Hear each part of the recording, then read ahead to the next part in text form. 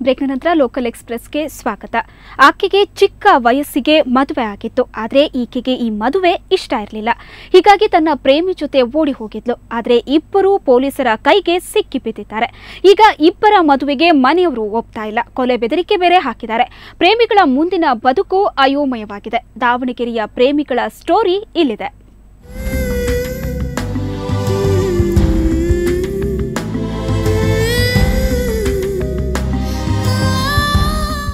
ಹೀಗೆ ಪೊಲೀಸ್ ಠಾಣೆ ಮುಂದೆ ಬೆಚ್ಚು ಮೊರೆ ಹಾಕಿಕೊಂಡು ಪಿಳಿ ಕಣ್ಬಿಡ್ತಾ ನಿಂತಿರುವವನು ಕಾಂತರಾಜ್.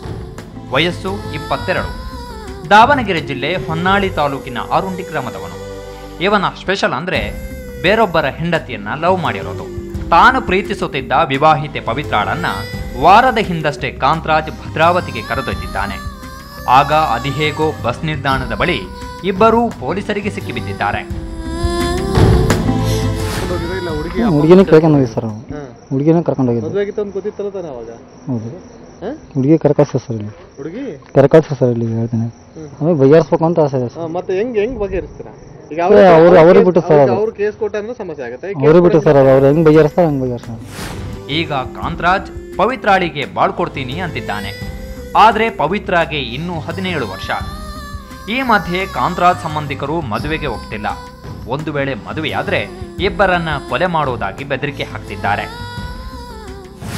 ಇಲ್ಲಿಂದ ನ್ಯಾಮತಿ ಹೋದ್ವಿ. ನ್ಯಾಮತಿಲಿ ರಾಜಣ್ಣ ಅವ್ರನ್ನೆಲ್ಲ ಸಿಕ್ಕರು. ಮಿಷನ್ ಮೇಲೆ ರಾಜಣ್ಣ ಅವರೆಲ್ಲ ಮತ್ತೆ ಶಿವಮೊಗ್ಗದಿಂದ ಹೋದ್ರು. ಶಿವಮೊಗ್ಗದಿಂದ ಮತ್ತೆ ಭದ್ರಾವತಿ. ಅವನು ಹೋಗ್ತಾ ಇದ್ದಾನಲ್ರಿ ಸರ್, ಅವ್ರು ಜೊತೆ ಒಪ್ತಿಲ್ಲದು ಪರವಾಗಿಲ್ಲ, ನಾನು ನಿನ್ನ ಮದುವೆ ಆಗ್ತೀನಿ ಅಂತ ಅವನು ಅಂತಿರ್ತಾನೆ.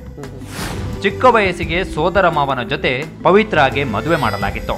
ಆದರೆ ಈಕೆಗೆ ಇಷ್ಟವಿರಲಿಲ್ಲ. ಇದೇ ಕಾರಣಕ್ಕೆ ಪವಿತ್ರ ಪ್ರೇಮಿ ಕಾಂತರಾಜ್ ಜೊತೆ ಓಡಿ ಹೋಗಿದ್ಲು. ಈಕಿನ ಗಂಡ ಇವ್ರು ಮಾವಿದನಲ್ಲ, ಅವನು ನನಗೆ ಬೇಡಕ್ಕೆ ಅವಳು ಹೋಗ್ಬಿಡ್ಲಿ ಕಟ್ಕೊಂಡ ಜೊತೆಗೆ ಅನ್ನೋ ಮಾತನ್ನ ಅವನು ಹೇಳ್ತಾನೆ. ಸೇರಿಸ್ತಾ ಇಲ್ಲ ಮನೆಗೆ. ಆಮೇಲೆ ಈಕೆ ಅವನು ಸೇರಿಸ್ತಾ ಇಲ್ಲ, ಇವನು ಬೇಡ ಅಂತದಲ್ಲ. ಇದಕ್ಕೆ ನ್ಯಾಯ ಬೇಕು ಅಂತೇಳಿ ನಾವು ಕೇಳ್ಕೊತೀವಿ. ಪ್ರೇಮ ಪಾಶಕ್ಕೆ ಸಿಲುಕಿ ಎಡವಟ್ಟು ಮಾಡಿಕೊಂಡ ಇಬ್ಬರ ಸ್ಥಿತಿ ಈಗ ಅತಂತ್ರವಾಗಿದೆ. ಇವರ ಪ್ರೇಮ ಕಥೆ ಎಲ್ಲಿಗೆ ಹೋಗಿ ಮುಟ್ಟುತ್ತೆ ಕಾದು ನೋಡಬೇಕು.